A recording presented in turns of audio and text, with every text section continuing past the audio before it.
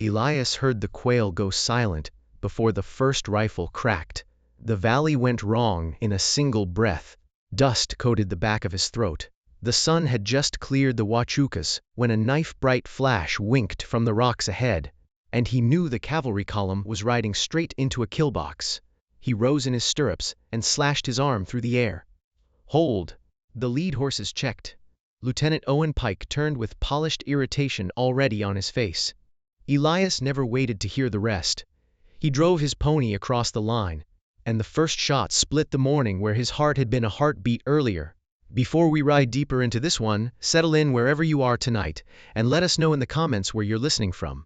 We always like knowing who's by the fire with us. Then the valley opened its teeth. Elias went straight for the wash, because fear kills columns faster than bullets. He saw what the soldiers did not: stones turned by fresh hands, brush bent low, a hidden mule track above the cut. Captain Jonathan Mercer took one look at Elias, pointing with his rifle, and trusted him. Pike shouted nonsense. Mercer roared for the flank. Elias slid up the bank through powder smoke, dropped one gunman, and saw at once the attackers were not Apache raiders at all. Ranch boots, army rifle, quartermaster box on the dead man's belt. Mercer's horse went down and trapped him. A shotgun man rushed the wash. Elias grabbed the panicked gelding by the bridle, spoke once into its rolling eye, and held it still long enough for Mercer to tear free. Then Elias fired from under the horse's neck and put the shotgun man in the dirt. When the smoke cleared, the ambush was broken and the cavalry was still breathing because one Apache scout had read the land better than all of them. On the dead man with the ranch boots, Elias found a silver watch stamped with the rearing horse brand of Silas Creed, the biggest cattleman in the lower San Pedro. He closed his hand around it. When he looked up, Pike was watching. There are moments when a man tastes danger before it arrives. Bitter metal, old pennies and blood. Elias knew then the killing in the wash was only the beginning. They brought the wounded back to Fort Huachuca by noon.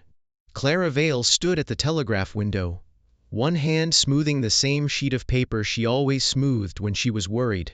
She saw Mercer white with blood loss, Pike clean and upright, and Elias riding between two troopers with his hands tied.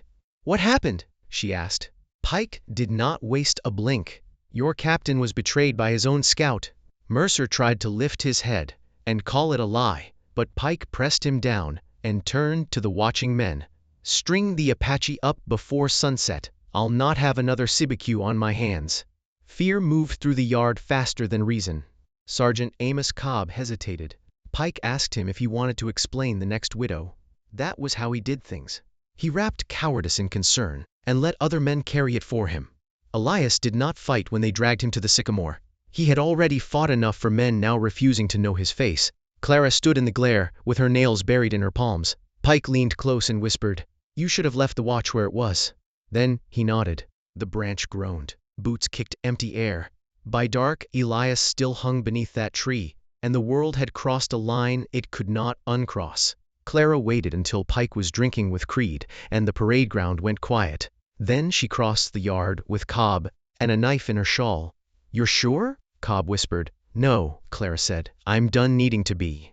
They cut Elias down and dragged him to the old ice house behind the commissary. Rope burns ringed his throat. When he could swallow water, he rasped one word. Why?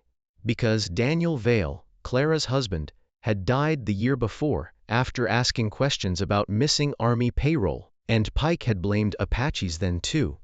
Because Daniel's watch had never been found. Because Clara had seen silver in Elias's hand in the wash. When Elias told her the dead ambusher wore Daniel's watch and Creed's brand, grief in her sharpened into purpose. Cobb said they should get Elias over the border before dawn. Clara offered the chance. Elias touched the welt at his neck and said, "Running would save only me. It is worth asking, right here in the middle of a night like that, what you would have done. If the same men you saved had left you swinging from their tree, would you have ridden south and let their lie stand? Or would you have turned back toward the rope and made the place answer for it? Tell me true in the comments." Stories live longer when people answer honestly. Clara watched the choice settle in him like a stone finding bottom. Not quick, not dramatic, simply final. "All right," she said. "Then we don't run, we prove it." Cobb blew air through his teeth. "I have lost every good instinct God gave me." "Not everyone," Clara said. "You came back with me." That line stayed with him. You could see it land. Before dawn, Cobb stole Elias's tack from the scout corral and brought a bay mare that nipped at everyone but stood still for Elias on the first touch. Clara took Daniel's old Spencer carbine from the wardrobe where she had not opened the case in a year. The wood smelled faintly of linseed and old smoke. She strapped it on with hands that no longer shook. They rode east first, then doubled south through a wash Elias knew would hide their sign once the sun hardened the crust. Morning came pale and cold. By noon heat pressed down like a hand on the back of the neck.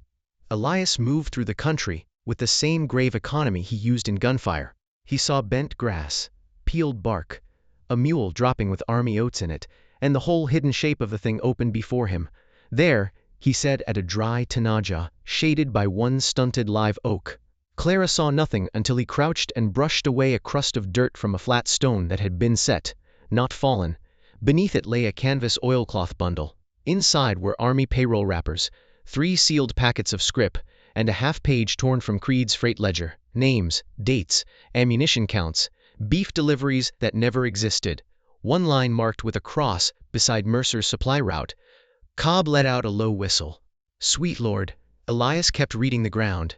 They came here after the ambush with 1 lame mule and 2 wagons. 1 wagon light on the way in, heavy on the way out. "To Creed's ranch?" Clara asked. He nodded. That was when the shot hit the rock above her head. Dust burst in her face. Cobb bellowed and fired toward the ridge. Pike's men had found them faster than fear should have allowed. There were 6, at least, spreading wide through the greasewood. Elias shoved the bundle into Clara's satchel and caught the bay mare's bridle. "Ride low," he said. "What about you?" He gave the smallest shake of his head, almost impatient. "I said, ride." They broke from the tanaja in a hail of lead, horses lunging through mesquite and cholla. Cobb took the rear and kept shooting one-handed, his hat gone, his bald crown shining with sweat. Elias never wasted a bullet. He fired only when a rider showed too much shoulder, too much thigh, too much confidence. Once, while Clara fought her mare through a cutbank, he wheeled back, seized her rein, and dragged the horse's head from a gopher hole that would have snapped a leg. He touched chaos the way some men touch stringed instruments, just enough, exactly when needed. They crossed the San Pedro at a stony bend, where the water ran narrow and brown over slick rock. Cottonwood leaves flashed silver in the wind. On the far bank, Elias dismounted for less than 10 seconds. When he climbed back up, Clara saw he had smeared water and mud over the horse's lower legs. By the time the pursuers reached the river crossing, the tracks would vanish on stone and shallow current. "You've done this before," she said. He kept his eyes ahead. "Too many times." By sunset they reached an old line shack in Ramsey Canyon, tucked under oak and alligator juniper, where the air smelled of sap instead of dust. The place leaned like a tired man but still had a roof. Cobb barred the door with a wagon tongue. Clara set the lamp low. Elias unrolled the ledger page and payroll wrappers on the table between them. That was when he finally told her the rest. "The day Daniel died, I tracked the place after the soldiers were gone," he said. "Found cavalry brass in the grass. 1 body dragged farther than a raid would drag it. Your husband had been shot close, not from cover, from the front." Clara stared at him. The room tightened. "You knew?" "I knew it was not the story Pike told." His voice stayed rough, but the shame in it was plain. "I had a younger brother once. Army promised if I guided a patrol, they would leave him with my mother. They did not. He died in a prison wagon before winter. After that, I learned what speaking costs when no one wants the truth. So I kept silent. Pain can make people cruel." And for a second, she nearly used her grief like a knife. Then she looked at the rope burn on his throat, and the bruise darkening under his jaw, and knew silence had not spared him either. "A man gets told what he is long enough," Clara said quietly. "He starts mistaking the rope for his own name." Elias looked at her then, really looked, as though she had placed something honest on the table beside the evidence. They did not get another minute of peace. A bullet punched through the shack wall and buried itself in the stovepipe. Then another. Glass burst from the single window. Pike's voice came from outside, calm as a banker's. "Bring me the ledger, Mrs. Vale. I may yet persuade the captain you were misled." Creed laughed somewhere to the left, thick with tobacco and greed. Or keep hiding with him and burn together. The next minutes moved in pieces so quick the mind could barely catch them. Cobb fired from the window slit. Elias kicked open the back lean-to and shoved Clara through it. Smoke rolled under the roof where brush had been set alight against the front wall. Horses screamed outside. A hired gun rushed the corner, and Elias struck him with the carbine stock, hard enough to drop him in the dust. Clara ran bent under the scrub oaks, satchel thumping against her side.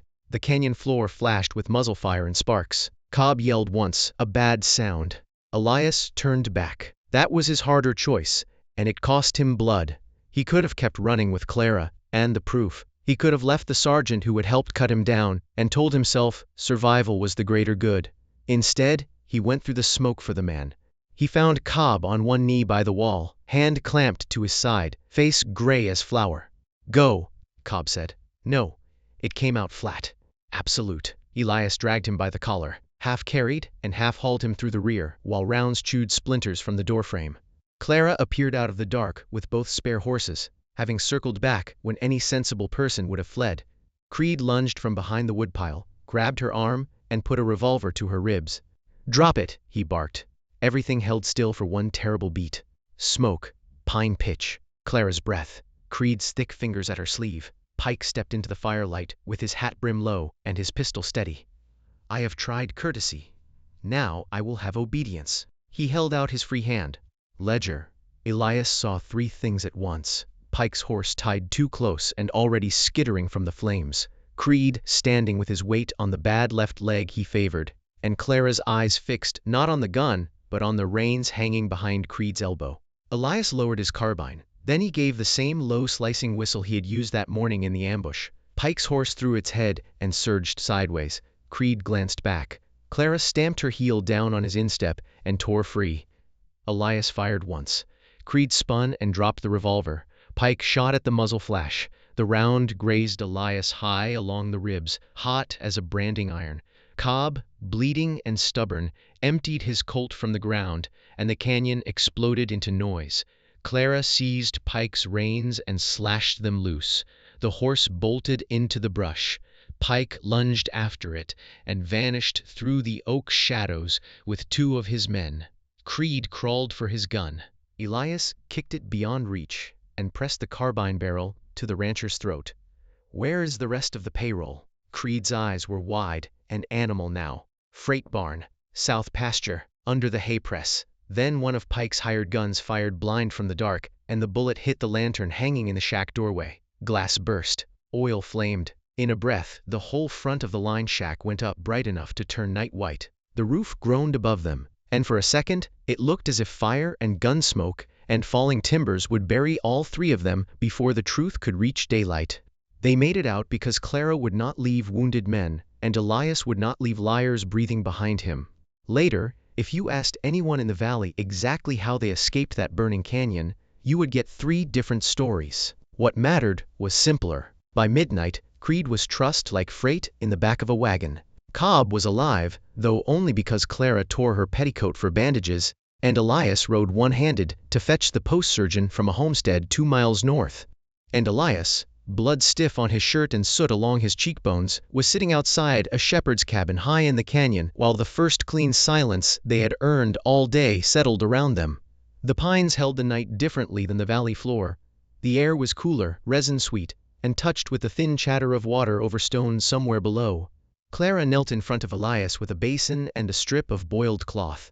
When she peeled his shirt from the graze in his side, he did not flinch until her fingers brushed the rope mark at his throat. Then he shut his eyes. "Still hurts?" she asked. He gave a small breath that was almost a laugh and not near warm enough. "Some hurts don't leave. They just get quiet when something worse arrives first." She sat back on her heels and held the cloth against his ribs. Blood seeped, then slowed. Up close, without dust and motion between them, he looked more tired than hard. That touched her more than the blood had. "The name on your army papers," she said softly.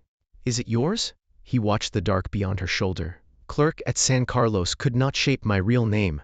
He wrote Elias because it was easier on his hand." "What do your people call you?" After a long pause he answered in Apache, low and careful, as if handing her something breakable. She repeated it once, clumsy but earnest. He smiled then, not with his mouth alone, with a part of himself he had kept barred. "My mother would have liked that you tried," he said. Clara set the basin aside.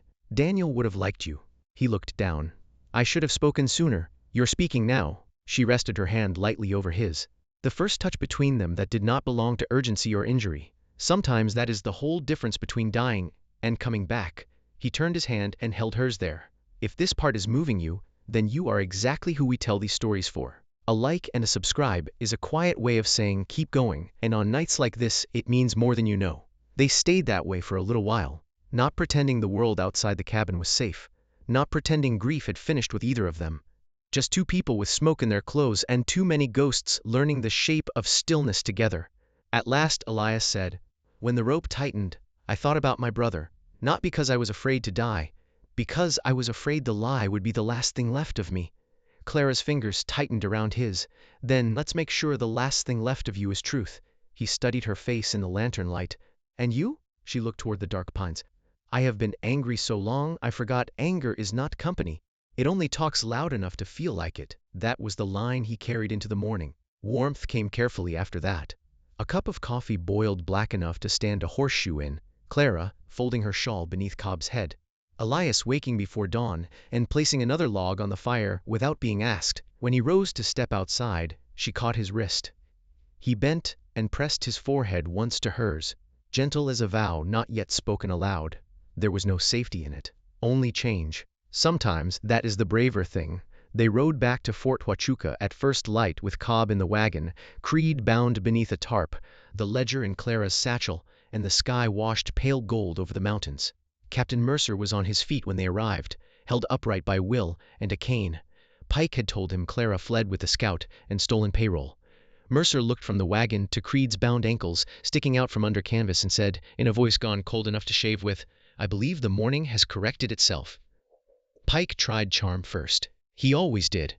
He came onto the porch of headquarters buttoned, shaved, and smooth, as if the canyon smoke were a rumor. "Captain, this is theater. Mrs. Vale has been manipulated by a desperate man." Then Mercer opened the ledger. Men gathered on the parade ground. Teamsters, laundresses, troopers, 2 civilian merchants, even the cook from the mess hall with flour to her elbows. Truth pulls a crowd faster than a fight when a town has been hungry for it long enough. Clara read the entries aloud. Ammunition sold off the books. Beef contracts padded.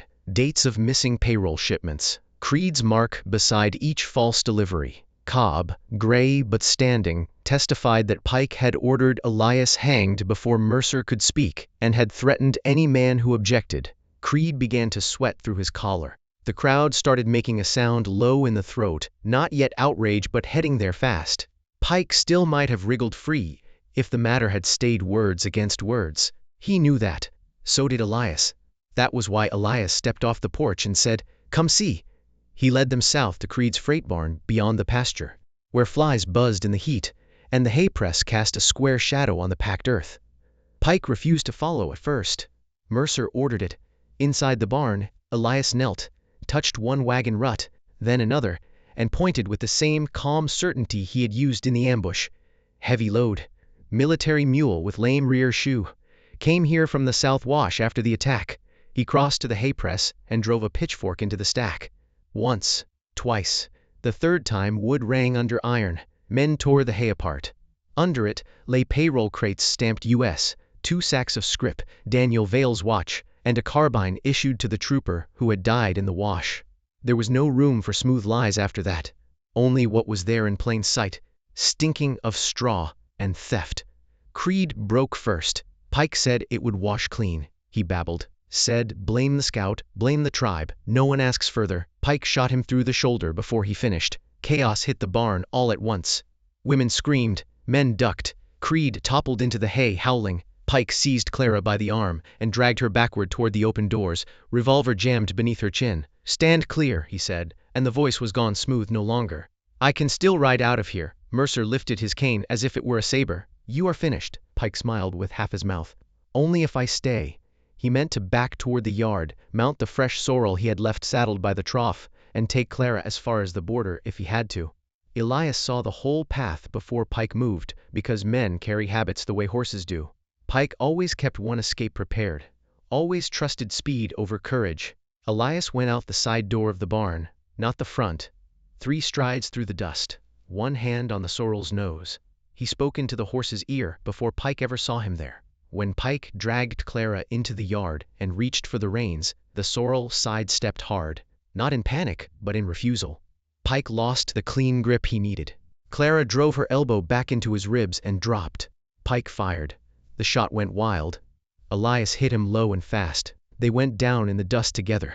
Pike was heavier, stronger in the shoulders, crazed now with the strength some men find when every mask has been ripped off. He slammed the revolver hand toward Elias's face. Elias trapped the wrist, drove his good knee into Pike's forearm, and felt the gun spill loose between them. Pike clawed for it. Elias caught a fist in the mouth, tasted blood, and kept coming. Not because he was angrier, because he was finally done letting other men define the shape of the world. Pike grabbed for the knife at his belt. Elias saw it because he had been reading men all his life. He pinned the wrist, twisted, and drove Pike face down into the same Arizona dirt he had used to hide so many lies beneath. By the time Mercer's troopers closed in, Pike had both arms behind his back, and his cheek ground against the yard, where he had once watched an innocent man hang. No one moved to help him. Mercer stood over him, breathing hard. "Lieutenant Owen Pike, you are under arrest for murder, theft of Army payroll, falsification of reports, and the unlawful execution of an enlisted scout in federal service." He looked to Elias then, and all the men on the ground heard what he said next. "And I owe that scout my life." There are moments when a crowd changes its mind so completely you can feel the weather shift. This was one. Men who would not meet Elias's eye the day before looked at him openly now. The laundress with flour on her sleeve started clapping first. Cobb joined in, wincing with the effort. Then others, not loud, not pretty, but real. Mercer had Pike shackled and sent under guard to Tucson for formal charges before noon.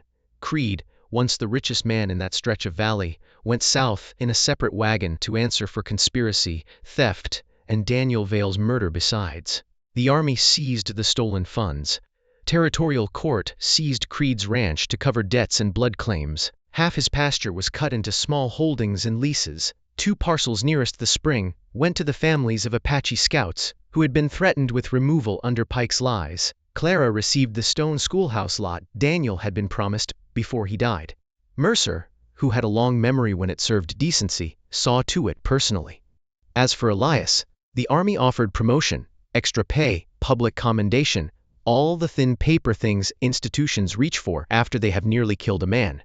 He accepted the pay owed him and refused the rest. What he did take was simpler.